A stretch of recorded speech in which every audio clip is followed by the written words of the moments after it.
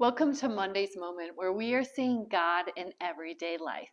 In this series, I hope to give you a fresh perspective and a new understanding of the fear of the Lord.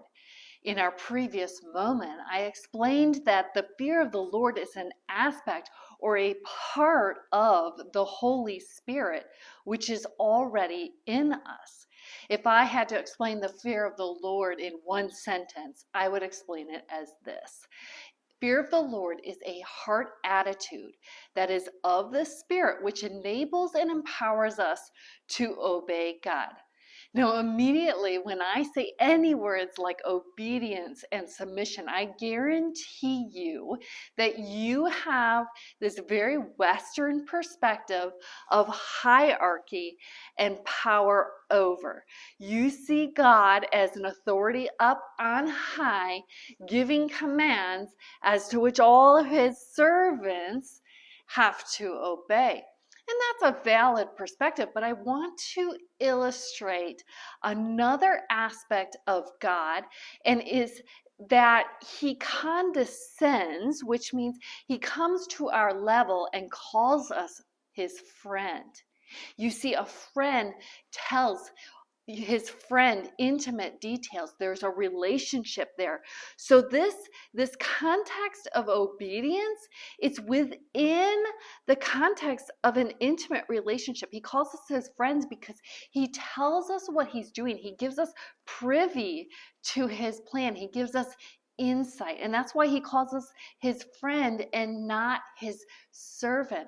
So there's this aspect. If I can go back to the Trinity, the early church fathers they'd explain the interrelationship in the Trinity as perichoresis. It's like a choreography, a dance where each of the parts of God, the Trinity, the Father, the Spirit, the Son, are in this movement dynamic where they are giving and receiving and submitting power and authority and worship and glory and service back to one another. And so it's within this context of equality. They were equal in nature, yet we see a divine will coming from one and given to the other, and the other having all the power and authority to do what they want, but submitting their will back to the other. So I want to bring a much more lateral, dynamic view of submission and authority and obedience to what's happening in our relationship with God. So this is obedience within the context of an intimate relationship.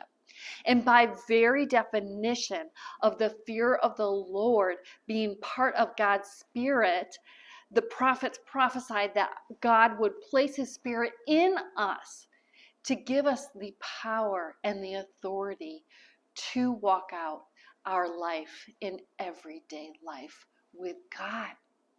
And so it's not this picture of a master servant, a power over, it's a power to, power within. And so the fear of the Lord is a state of being or quality of our spirit. It is listening with the intent to obey.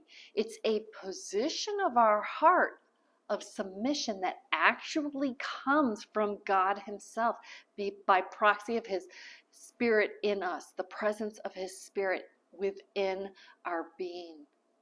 So this picture of submission and obedience comes with meekness. It is like a powerful animal, like a stallion. I'm imagining a black stallion who has all the power and the ability to do what it wants, but it's choosing within the context of an intimate relationship with its rider, this intimate connection. It's choosing to flow and move as one with his rider.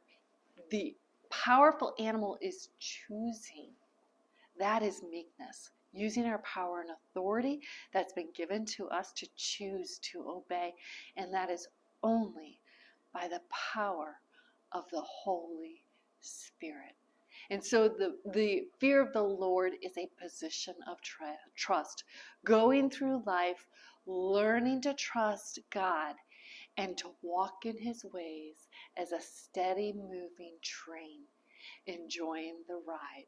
And that is your Monday's moment to ponder in your everyday life. Have the best day ever.